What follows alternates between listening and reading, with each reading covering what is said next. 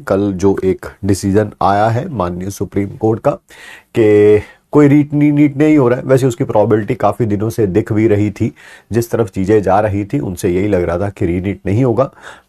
Obviously कुछ बच्चे जो हैं इस बात से डिसअपॉइंटेड हैं, ठीक है, और कुछ बच्चे खुश भी हैं, मतलब कि जिनके ऑब्वियसली जिन्होंने ईमानदारी से अच्छा स्कोर किया है वो भी खुश हैं, और समहाउ हमें जो लगता है जिन्होंने कुछ गड़बड़ी करी है, ठीक है, वो भी खुश हैं, ठीक है। दो पार्टीज हैं खुश होने वाली, ठीक है।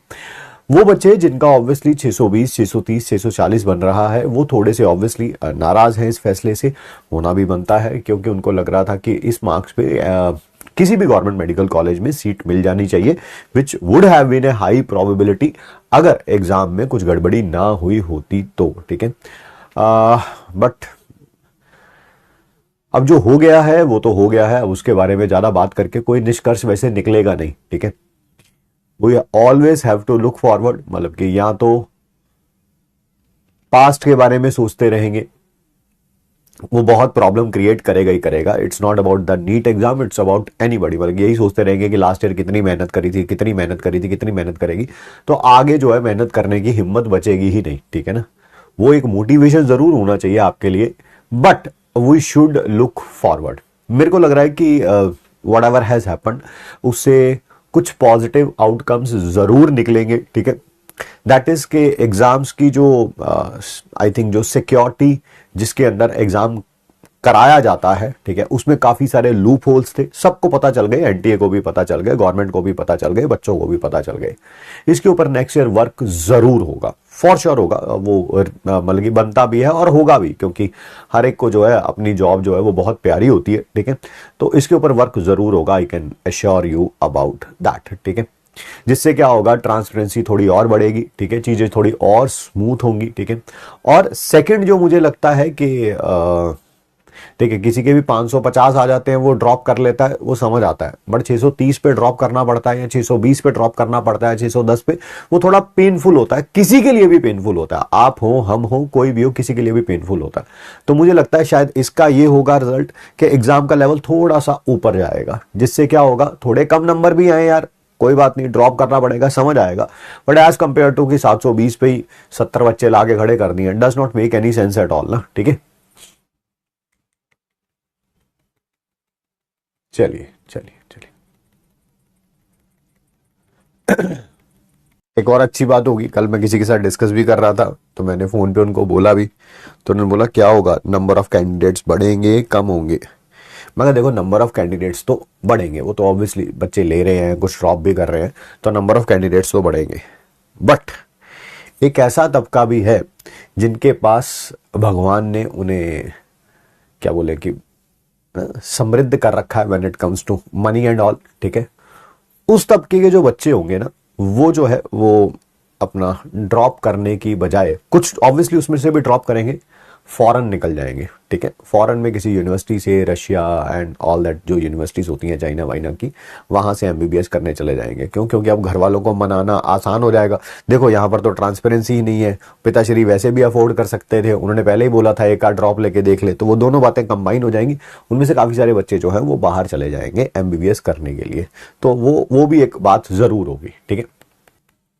नीट को 2 फेसिस में क्या होना चाहिए, अगर हो सकता है तो वाई नॉट। आई थिंक एक बार शायद फेब मार्च के आसपास 12th बोर्ड के एग्जाम से पहले, और एक बार जो है वो जून के आसपास 12th बोर्ड के, मतलब इतना ही गैप हो सकता है। कोई कहे जी दिसंबर में रखवा लो और फिर जून में रखवा लो, वो आप लोगों के लिए प्रॉब्लम बहुत क्रिएट कर देगा, आप लोगों के लिए प्रॉब्लम बहुत क्रिएट कर देगा, ठीक है। तो इसी कारण आई थिंक अगर होना भी चाहिए तो वो 2 फेसेस कुछ ऐसे होने चाहिए कि एक बार जनवरी फरवरी में करवा लो और उसके बाद जून के बाद, I think that would be better, ठीक है।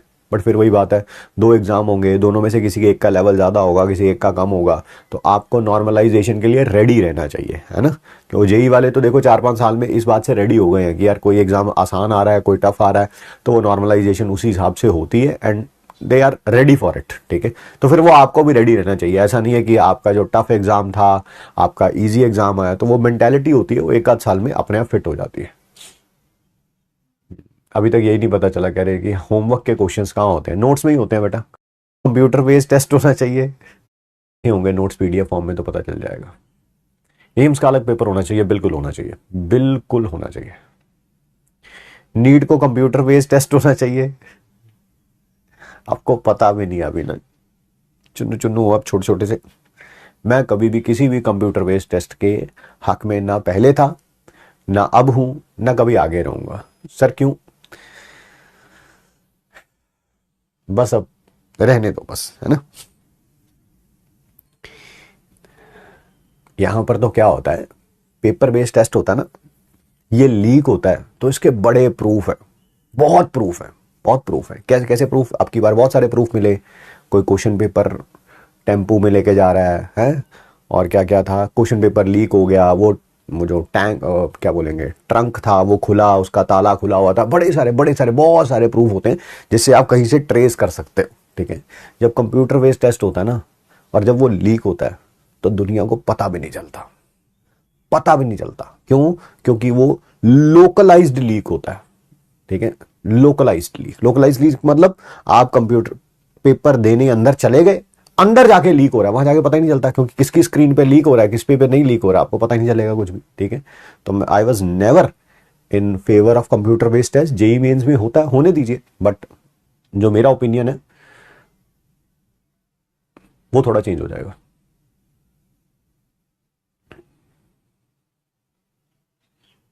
अगर होगा भी तो होगा, वो तो मतलब कि सरकार का मामला है, बट मैं उसके फेवर में नहीं हूं। और मैंने बता दिया क्यों फेवर में नहीं हूं, क्योंकि वहां पर लोकलाइज्ड है ना।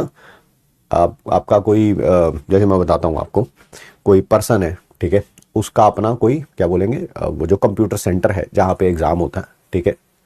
तो वो पता नहीं है वो कैसे कर करा के, मुझे नहीं पता क्या प्रोसीजर होता है, जिन भी बच्चों से पैसे लेंगे उनका सेंटर अपने यहाँ ही डलवा लेंगे, ठीक है।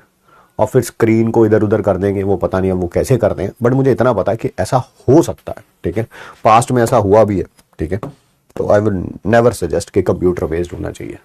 इसी को कराओ, अच्छे तरीके से कराओ, थोड़ी और स्क्रूटनाइजिंग बढ़ाओ, ठीक है।